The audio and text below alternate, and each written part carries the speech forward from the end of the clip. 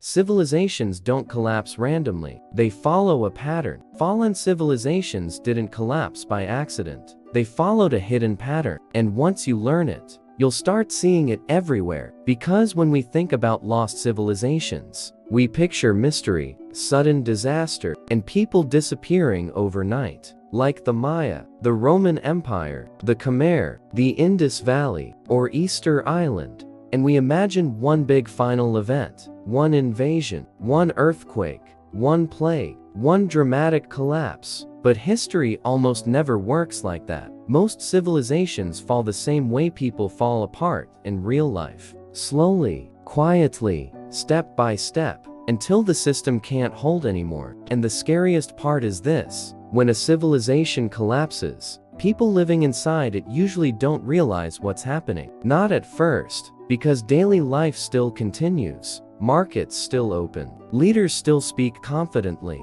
and the society still looks normal, until one day, it doesn't. Welcome to FrameHistoro, where we break down the real mechanics behind history, not just what happened, but why it happened, and what patterns repeat across time. So today, we're going to uncover the hidden collapse pattern that shows up again and again, across different cultures, different continents, and different centuries. And as we go, keep one question in mind: if collapse follows a pattern, could modern societies fall into the same trap without even noticing? Now, let's start with the first stage of the pattern: growth and success. Every civilization begins with a strong advantage: fertile land, access to water, strong trade routes, smart leadership, new technology, or strong organization. Early Egypt had the Nile. Mesopotamia had irrigation and city planning. The Maya built complex farming systems and calendars. Rome built roads, law, and a powerful military. And once a civilization gets that advantage, it grows. More people arrive, cities expand, trade increases, culture becomes richer, and success creates confidence. And confidence creates ambition, which leads to the next stage: expansion and complexity. This is where the civilization starts building more systems, more government, more workers, more taxes, more rules, more buildings, more armies, more priests, more administrators. And at first, complexity feels like progress, because it often is. It brings stability, organization, and growth. But here's the hidden danger: complexity is expensive. Every system needs maintenance, every official needs pay, every army needs food, and every city needs resources. And as the civilization grows, it becomes harder to manage and more costly to protect. This is where the third stage begins: resource pressure. Civilizations rise by solving resource problems, but they often fall when resources can't keep up. Farmland gets overused, forests get cut down, water systems get strained, and populations grow faster than food supply. And even when the civilization looks rich, the foundation can be weakening. It's like a person who looks successful from the outside, but is exhausted inside, always running, always stressed, always one bad week away from collapse. This stage shows up across history. In the late Roman Empire, farmers struggled and land productivity dropped. In parts of the Maya region, drought and farming pressure hit hard. In Mesopotamia, irrigation over time led to salt buildup in soil, making crops weaker. And once resources become tight, the civilization has to make hard choices. And that leads to stage 4, rising taxes and rising inequality. When resources tighten, leaders still need money to keep the system running, so they raise taxes, demand more labor, or squeeze the provinces harder. And when the system is healthy, people tolerate taxes because they feel protected. But when the system is strained, taxes start feeling like punishment. And this is where inequality grows. Elites usually protect themselves, while ordinary people carry more of the burden. The rich gain land, the poor lose options, and the middle group gets squeezed.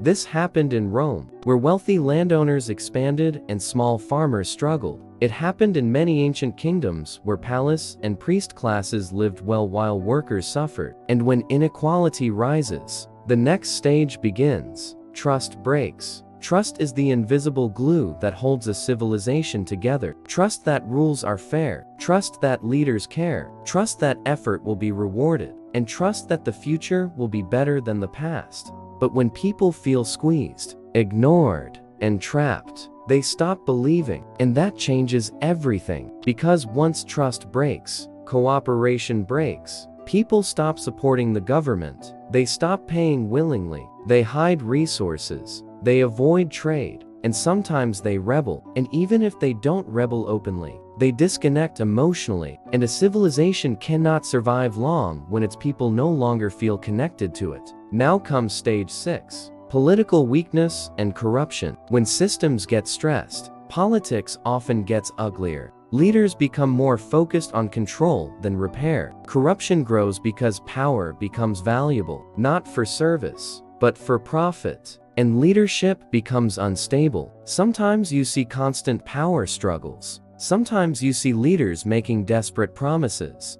And sometimes you see short-term decisions that damage the long-term future. This is where civilizations lose flexibility. They stop adapting, they stop innovating, and they cling to old ways even when the world is changing. And that leads to stage 7. Outside pressure hits harder than it should. When a civilization is strong inside, outside threats are manageable. Invasions fail, disasters get handled, and the society recovers. But when the inside is weak, even small outside shocks become deadly. A drought becomes a crisis. A defeat becomes a collapse. A trade disruption becomes starvation. And a political argument becomes civil war. Because the system has no extra strength left. This is why many civilizations don't fall from one cause. They fall from many causes stacking up.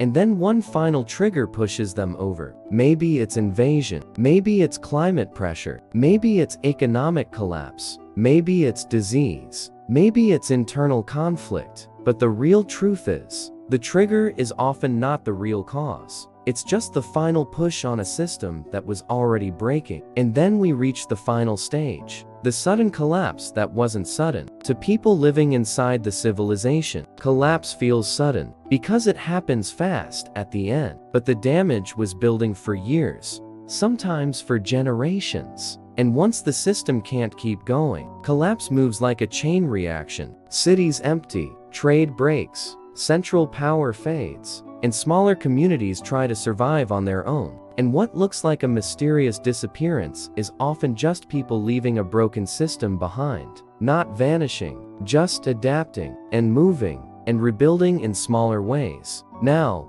here's the most important part. This is the hidden pattern behind almost every fallen civilization. Success creates growth. Growth creates complexity. Complexity creates pressure. Pressure increases inequality. Inequality breaks trust. Broken trust creates political weakness. And political weakness makes outside shocks fatal. That's the pattern. And once you see it, you start spotting it everywhere in history, and even in modern life. Because this pattern doesn't only apply to empires. It applies to companies, families, and personal finances. When something grows fast, it often gets more complex. When it gets more complex, it costs more to maintain. When it costs more, pressure builds. And when pressure builds, people either adapt wisely or they break. So what are the lessons we can actually use today? The first lesson is simple. Strong systems need maintenance, not just ambition. Civilizations fail when leaders ignore small cracks until they become giant breaks. The second lesson is about balance.